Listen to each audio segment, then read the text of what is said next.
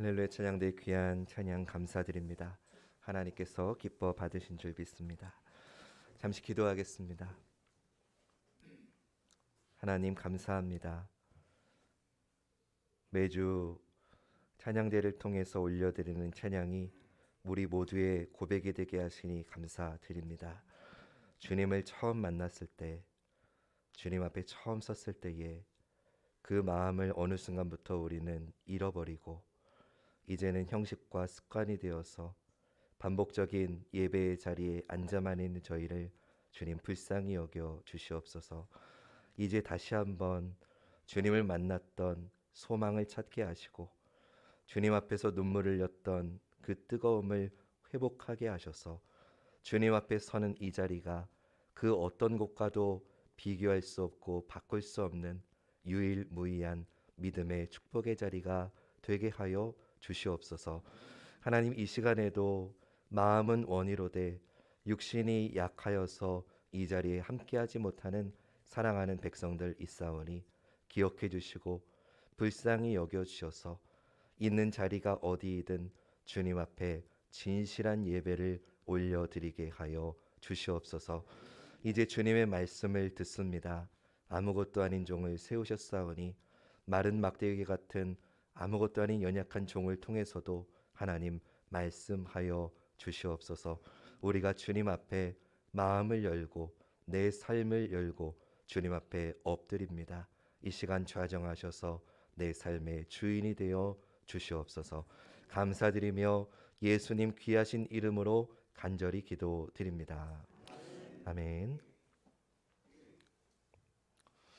거룩한 주일 예배에 나오신 모든 사랑하는 성도님들, 주님의 이름으로 환영하고 진심으로 축복합니다. 또한 가정에서 예배드리시는 모든 사랑하는 믿음의 성도 여러분, 여러분들께 주님의 위로와 은혜가 함께 하시기를 간절히 축원합니다. 오늘 이야기는 우리가 너무 잘 아는 본문입니다. 어떤 아버지에게 두 아들이 있는데 둘째가 자기 몫의 유산을 요구합니다. 그는 유산을 받자마자 먼 나라로 가서 허랑방탕하게 살다가 그 유산을 모두 탕진합니다. 그 후에 뉘우치며 집으로 돌아오니 놀랍게도 아버지는 두 팔을 벌려서 그를 맞아줍니다. 하지만 맏아들은 그런 환대에 심한 소외감과 분노를 느낍니다. 이 이야기는 동생을 함께 반기고 용서하자고 아버지가 맏아들을 타이르는 것으로 끝납니다. 이 비유를 흔히 탕자의 비유라고 합니다. 대체로 사람들은 이 비유를 읽을 때 집을 나갔다가 다시 돌아온 둘째 아들 탕자에 집중합니다. 물론 그것도 중요하지만 거기에만 머물면 이 말씀 속에 담겨 있는 진정한 메시지를 놓치게 됩니다. 먼저 이 비유를 말씀하신 배경부터 우리가 살펴볼 필요가 있습니다. 두 부류의 사람들이 지금 예수님의 말씀을 들으려고 나왔습니다. 오늘 본문 1절과 2절입니다. 모든 세리와 죄인들이 말씀을 들으러 가까이 나아오니 바리새인과 서기관들이 수군거려 이르되 이 사람이 죄인을 영접하고 음식을 같이 먹는다 하더라. 예수님의 말씀을 들으러 우선 세리와 죄인들이 나왔습니다. 이 세리와 죄인들은 이 비유 속에서 둘째 아들에 해당됩니다. 세리와 죄인들은 사회에서 지키라고 하는 법도 지키지 않았고요. 유대인들이 따랐던 정결 예식의 규율도 이들은 지키지 않았습니다. 탕자처럼 이들도 사회와 가정에서 규정해 놓은 바람직한 모습을 버리고 집을 나가서 허랑방탕하게 살았던 이들이 세리와 죄인들입니다. 두 번째 청중은 바리새인과 서기관들입니다. 이 바리새인과 서기관들은 이 비유 속에서 맏아들에 해당됩니다. 이들은 자라면서 전통을 잘 지켰습니다. 성경을 열심히 공부했습니다. 그리고 그 말씀대로 순종해서 살았습니다. 충실하게 예배했고요. 꾸준히 기도도 했습니다. 한마디로 이들은 믿음에 있어서 모범생입니다. 이런 이들의 시선에 지금 이 상황이 못마땅한 겁니다. 예수님이 죄인들을 영접하고 음식을 같이 먹는다고 분개합니다. 예수님 당시에 음식을 같이 먹는다는 것은 그 사람을 받아들인다는 그런 표시였습니다. 그러니 이 바리새인과 서기관들의 입장은 이런 것입니다. 예수는 어떻게 이런 죄인들과 함께 어울리는가? 어떻게 예수는 이런 죄인들을 받아들이고 그들의 친구가 되는가?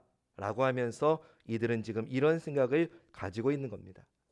이런 상황 속에서 주님께서 들려주신 이야기가 바로 소위 말하는 탕자의 비유입니다. 그렇다면 이 비유에서 예수님의 가르침은 지금 누구를 향한 것이겠습니까? 사실은 둘째 아들보다는 맏아들, 즉 바리새인과 서기관들을 향해서 주신 비유의 말씀이 오늘 이 말씀이라는 것을 우리는 기억해야 됩니다. 애초에 세리와 죄인들과 어울리는 예수님을 못마땅해 하는 그들에게 그런 그 주님의 태도에 그들이 지금 주님께서 그런 그들의 반응해 주신 비유가 오늘 본문이기 때문입니다. 우리는 그동안 이 본문을 접할 때마다 아버지가 회개하는 둘째 아들을 거저 받아준다는 데에서 감동을 받아왔습니다. 물론 그 부분은 매우 중요합니다. 그러나 아버지의 한없는 용서와 받아주신 은혜에 못지않게 중요한 이 이야기에 관역이 있습니다. 방향성이 있습니다. 그것은 제멋대로 사는 죄인들이 아니라 매사에 성경의 규정대로 행하고 실천했던 종교적인 사람들을 향해서 지금 이 말씀이 향하고 있다는 것을 우리는 기억해야 됩니다. 그러니 주님의 이 비유를 들은 청중들은 지금 우리가 받아들이는 것처럼 이 이야기에 감동하거나 이 이야기에 눈물을 흘린 것이 아니고요. 오히려 바리새인들과 서기관들은 주님의 이 비유를 듣고 경악해했고요. 괘씸해했고요. 경노했다는 사실을 우리가 좀 먼저 이해할 필요가 있습니다. 종교 생활에 충실한 사람들은 예수님을 불편하게 여겼습니다. 그러나 종교나 도덕과 거리가 먼 사람들은 반대입니다. 예수님께 매료가 되었고 그분께 마음이 끌렸습니다. 복음서를 보면 그런 모습이 계속 나오지요. 소외되고 외로운 사람들은 매번 주님과 가까운 사이가 됩니다. 반면에 맏아들 부류의 사람들은 그렇지 못했습니다. 예수님도 종교적인 지위가 높은 사람들을 향해서 세리와 창녀들이 너희보다 먼저 하나님의 나라에 들어갈 것이다 라고 말씀하셨습니다. 사랑하는 여러분, 오늘 이 탕자 이야기에 들어가기에 앞서서 먼저 여러분 자신에게 솔직하게 한번 물어보시기 바랍니다. 나는 맏아들에 가깝습니까? 아니면 둘째 아들에 가깝습니까? 나는 신앙생활에 있어서 바리새인 서기관과 같은 모범생의 모습에 가깝습니까? 아니면 쇠리와 죄인과 같은 허랑망탕한 탕자의 모습에 가깝습니까? 먼저 이 질문을 여러분들에게 적용해 보시고 오늘 말씀으로 들어가 보도록 하겠습니다. 근데 먼저는 제목부터 좀 제대로 잡아야 될 것 같습니다. 예수님의 이 비유 이야기에 가장 어울리는 타이틀은 탕자의 비유는 아닌 것 같습니다. 저는 주님의 이 비유의 제목을 이렇게 잡아보았습니다. 잃어버린 두 아들의 비유. 잃어버린 두 아들의 비유. 왜냐하면 주님의 이 이야기가 크게 이 두 가지로 이루어져 있기 때문입니다. 먼저는 잃어버린 둘째 아들에 대한 이야기가 나오고요. 후반부에서는 잃어버린 맏아들에 대한 이야기가 나오고 있습니다. 먼저 이야기는 충격적인 요청으로 시작됩니다.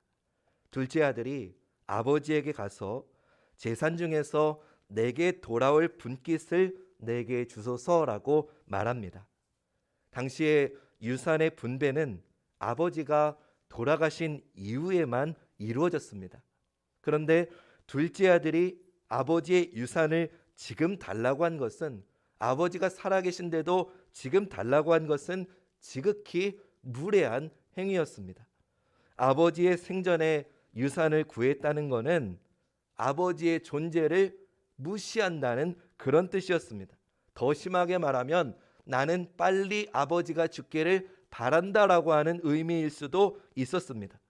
한마디로 유산을 내게 지금 달라고 한 둘째 아들의 말은 자신은 아버지의 재산만 필요할 뿐이지 아버지 당신은 내게 필요 없습니다라고 하는 그런 뜻이었습니다.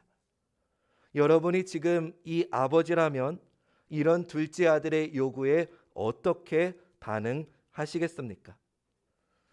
제가 시골에서 목회할 때 우리 할머니 권사님들께 늘 하던 당부가 있습니다. 권사님, 절대 유산 빨리 주지 마세요. 여러분이 아버지라면 어떻게 반응하시겠습니까?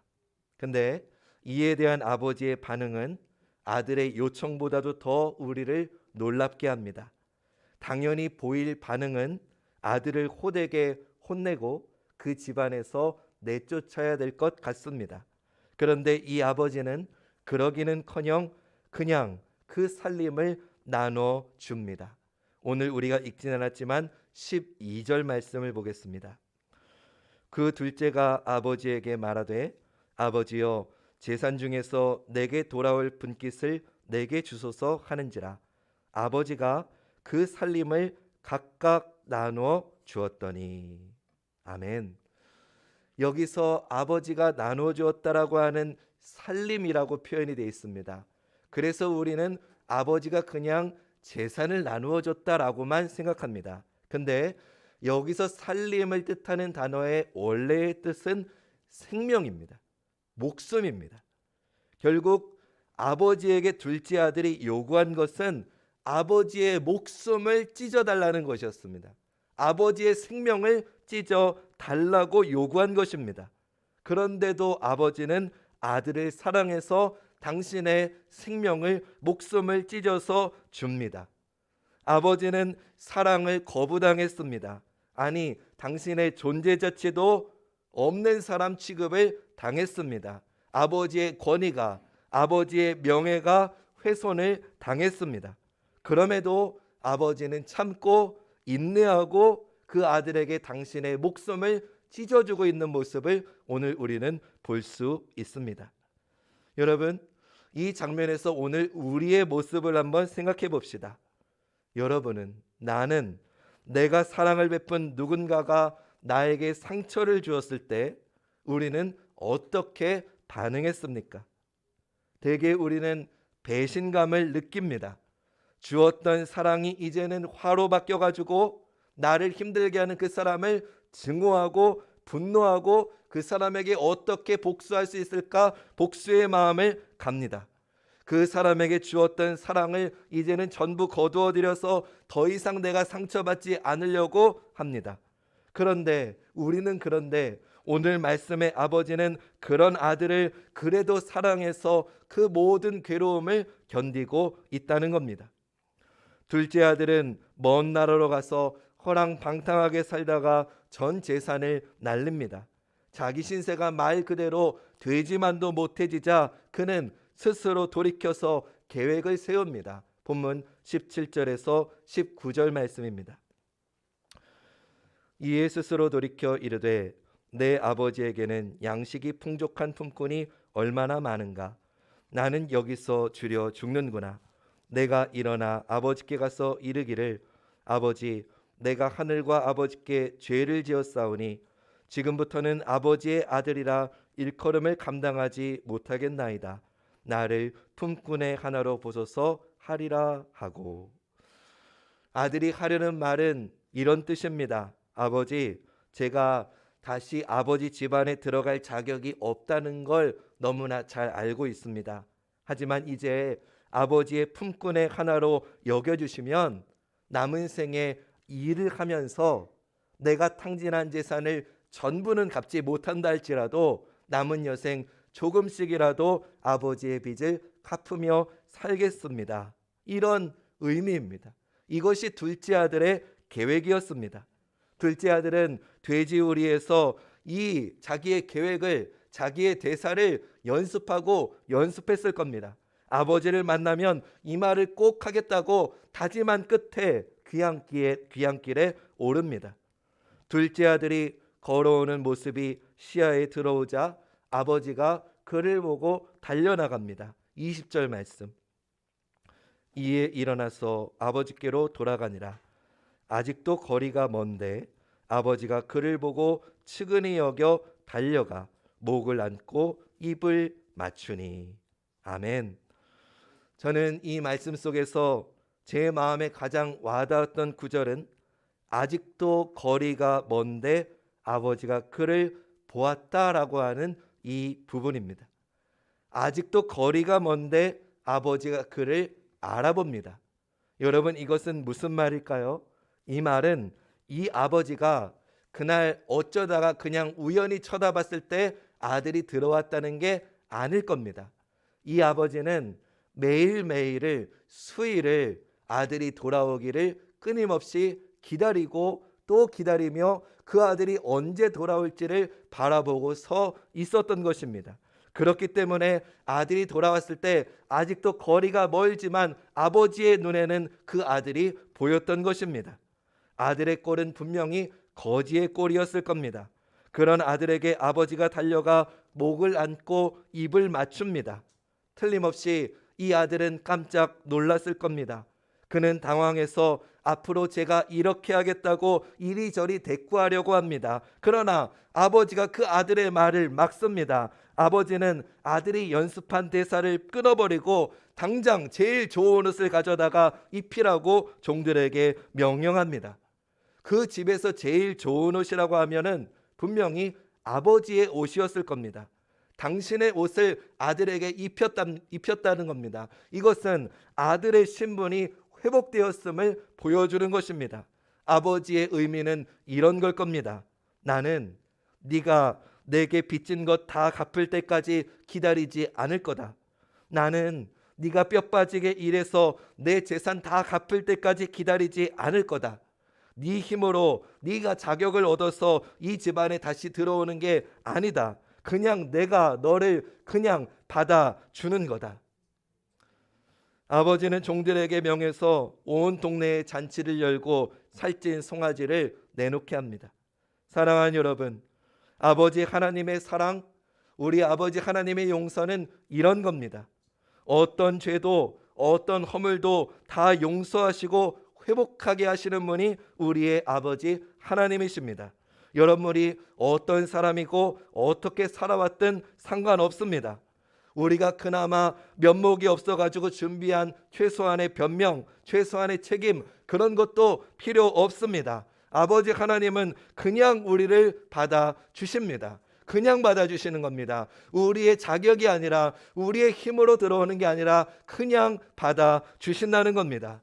둘째 아들은 이것을 깨닫습니다. 아버지의 집에 양식이 풍족한 줄은 알았지만 이제는 아버지 집에 은혜가 더욱 풍족하다는 것을 깨달은 겁니다.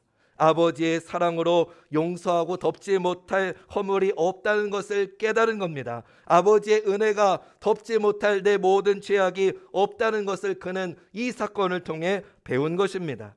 아버지가 사랑으로 이 아들을 끌어안은 시점이 언제입니까?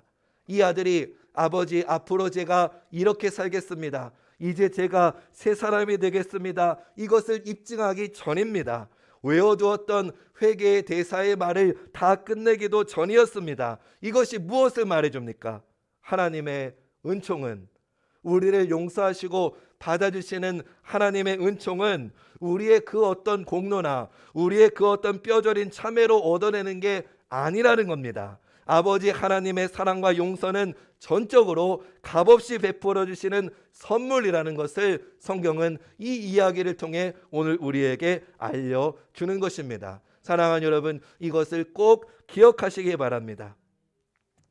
이제 이야기의 포커스가 맏아들에게로 옮깁니다. 형은 종들에게서 동생이 돌아왔는데 아버지가 큰 잔치를 베풀어 주었다는 말을 듣고 경노합니다. 아버지가 큰아들에게 들어가자고 타일러도 그는 들어가지 않습니다. 한사코 거부합니다. 맏아들이 이토록 경노한 이유가 무엇인지 본문 28절에서 30절이 말해줍니다. 그가 노하여 들어가고자 하지 아니하거늘 아버지가 나와서 권한대 아버지께 대답하여 이르되 내가 여러 해 아버지를 섬겨 명을 어김이 없거늘 내게는 염소 새끼라도 주어 나와 내 벗으로 즐기게 하신 일이 없더니 아버지의 살림을 창녀들과 함께 삼켜버린 이 아들이 돌아오매 이를 위하여 살진 송아지를 잡으셨나이다.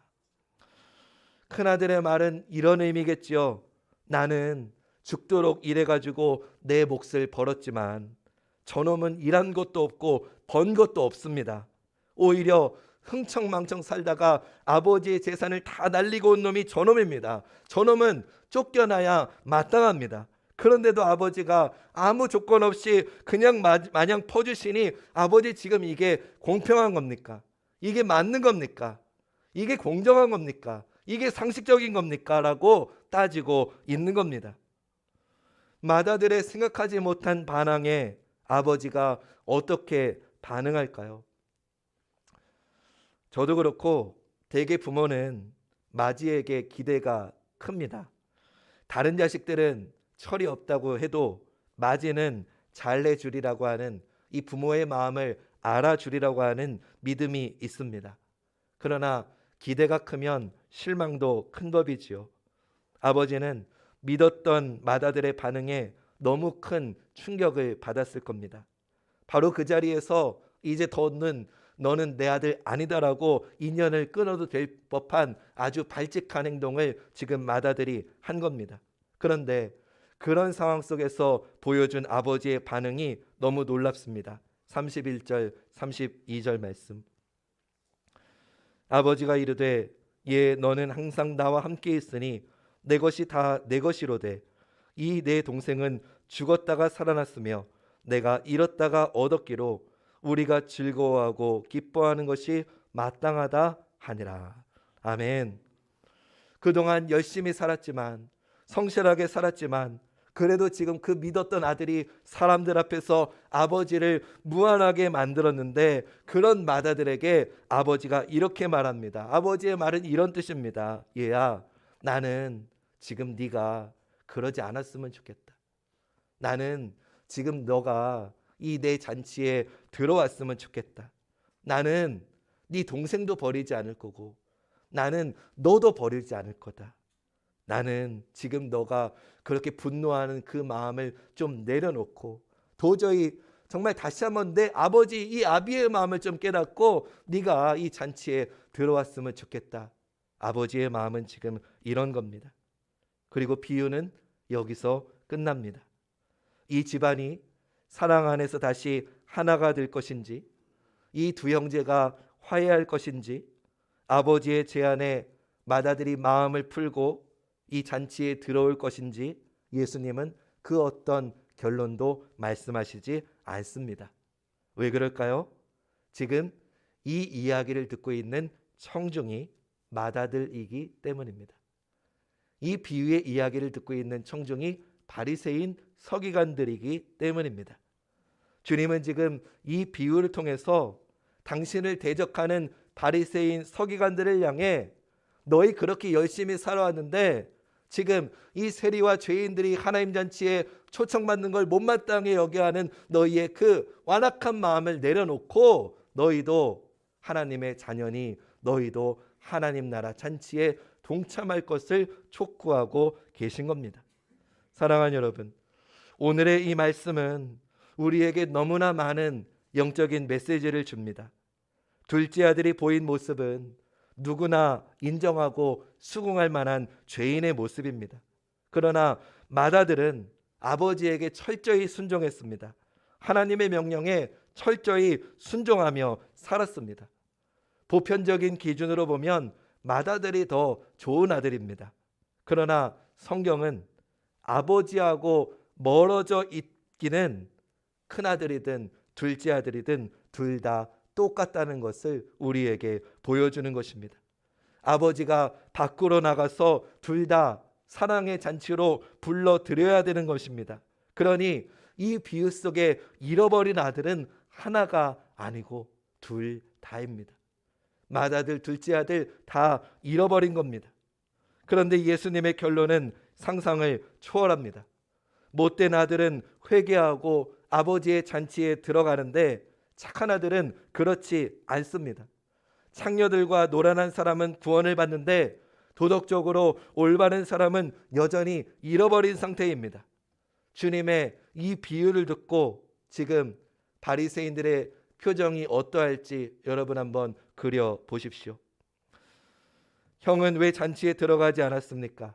자기가 직접 이유를 밝히는데 29절에 나옵니다. 아버지께 대답하여 이르되 내가 여러 해 아버지를 섬겨 명을 어김이 없거늘 내게는 염소 새끼라도 주어 나와 내 벗으로 즐기게 하신 일이 없더니. 여기서 형의 마음을 잘 대변하는 구절은 내가 여러 해 아버지를 섬겨 명을 어김이 없거늘, 이 부분입니다.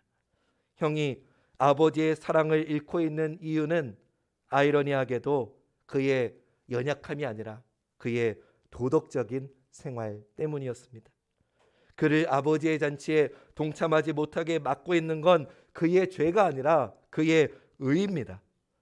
다시 말해서 이 두 형제의 마음과 그 마음에서 비롯된 두 사람의 삶의 겉으로 드러난 모습은 달라 보이지만 사실은 아버지를 떠났다는 점에서는 똑같다는 것을 성경은 오늘 우리에게 보여주고 있는 것입니다.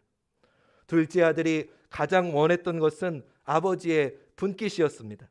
그렇다면 맏아들이 가장 원했던 것은 무엇입니까? 사실은 그가 원한 것도 동생과 똑같았습니다.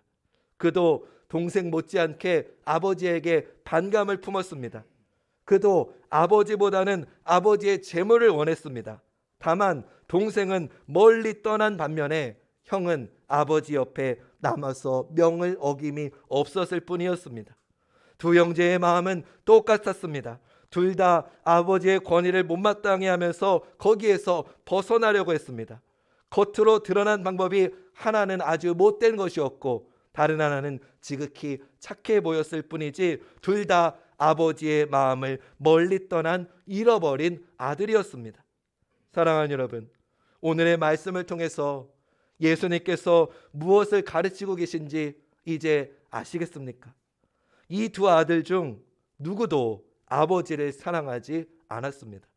둘 다 아버지를 이용해서 이기적인 재산을 챙기려는 자기의 목표를 이루려고 했을 뿐이지 아버지를 사랑해서 일했고 아버지를 섬기려고 했고 아버지를 위해서 일한 게 아니었다는 겁니다. 오늘 말씀은 너무나도 무서운 이치를 우리에게 알려줍니다. 하나님에게서 멀어지는 길이 두 가지가 있다는 겁니다. 하나는 그분의 규율을 어기는 것이고 다른 하나는 모든 규율을 열심히 지키는 거라는 겁니다. 여러분 이해가 되십니까? 충격적인 메시지입니다. 하나님의 말씀에 힘써 순종하는 것이 오히려 하나님께 반항하는 길이 될 수도 있다는 겁니다. 오늘 우리는 어떻습니까? 나는 주일 성수합니다. 나는 11조 합니다. 나는 봉사도 합니다. 구제도 합니다. 선교회도 합니다. 나는 직분도 있습니다. 나는 시기 절기마다 어려운 사람들을 돕습니다. 나는 이 정도면 괜찮은 신앙인입니다.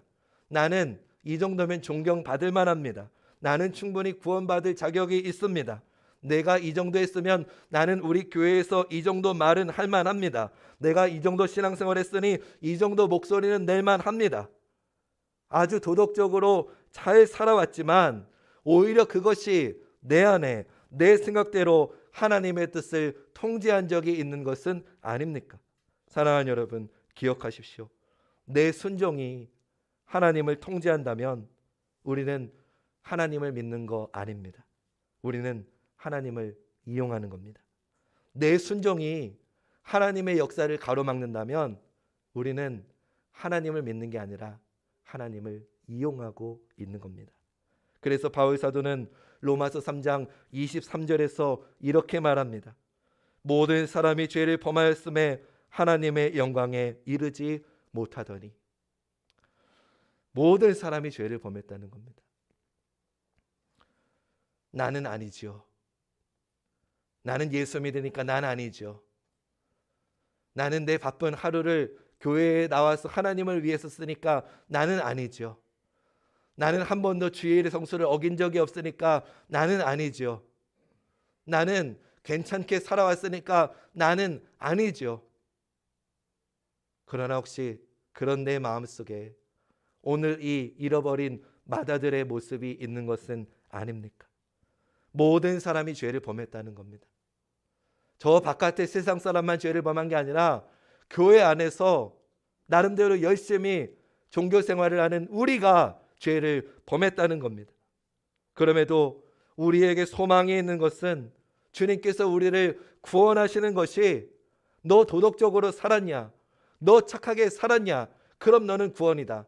반대로 너는 도덕적이지도 못하고 너는 나쁘게 살았으니 너는 지옥이다. 주님은 그런 기준으로 우리를 가르치지 않는다는 겁니다. 맏아들, 둘째 아들 모두 그릇 같지만 그럼에도 아버지는 그 둘 다를 소중히 여기시고 사랑의 잔치로 초청하십니다. 모든 사람이 틀렸고 그릇 같지만 모든 사람이 사랑을 받게 하셨습니다. 여러분, 그것이 복음입니다. 그것이 진리입니다. 여러분, 착각하면 안 됩니다. 교회에 다니는 우리만 하나님 사랑 받는 게 아닙니다. 우리만 구원받는 게 아닙니다. 나만 교회 성수하는 우리만 천국 가는 게 아닙니다. 하나님 앞에서 우리 모두는 죄인입니다. 그럼에도 맏아들이든 둘째 아들이든 관계없이 너희는 내 자녀라고 하는 그 이유 하나 때문에 우리를 그저 받아주시는 아버지의 그 은혜가, 그 은총이 오늘 우리를 구원의 길로 인도하심을 믿으시기 바랍니다. 그것이 복음입니다. 복음은 모든 사람을 초청하시는 하나님의 능력입니다.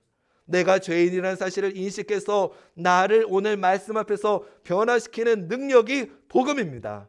우리 관악중앙교회에 이 하나님의 은혜와 복음이 충만하게 회복되기를 주님의 이름으로 축원합니다.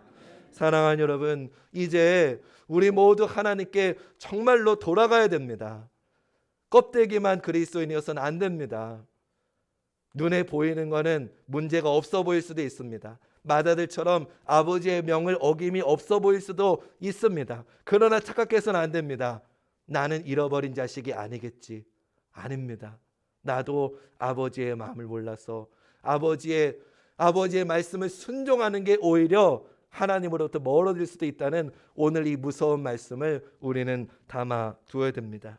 모든 사람이 죄를 범해서 하나님의 영광에 이르지 못한 우리에게 그래도 소망이 있는 것은 그 다음 주시는 로마서 3장 23절 24절 말씀이 있기 때문입니다. 우리 앞에 화면을 보시면서 정말 우리가 소망이 있는 이유가 이 말씀 속에 있는데 우리 큰 목소리로 이 말씀을 선포하며 오늘 말씀을 마치겠습니다. 시작. 모든 사람이 죄를 범하였음에 하나님의 영광에 이르지 못하더니 그리스도 예수 안에 있는 속량으로 말미암아 하나님의 은혜로 값없이 의롭다 하심을 얻은 자 되었느니라. 아멘. 할렐루야. 할렐루야. 우리는 그리스도 예수 안에서 하나님의 은혜로 속량을 받았다는 겁니다. 우리의 자랑이 아닙니다. 우리의 어떤 공로가 아닙니다. 내가 회개했기 때문에 아닙니다. 내가 잘했기 때문에 아닙니다. 내가 큰아들이든 둘째 아들이든 그거는 중요한 게 아닙니다. 우리는 다 죄인입니다. 그러나 우리가 자녀라고 하는 이유 하나 때문에 독생하신 아들을 보내셔서 우리를 구원해 주신 하나님의 그 은혜를 온전히 바라볼 수 있는 우리가 되었으면 좋겠습니다.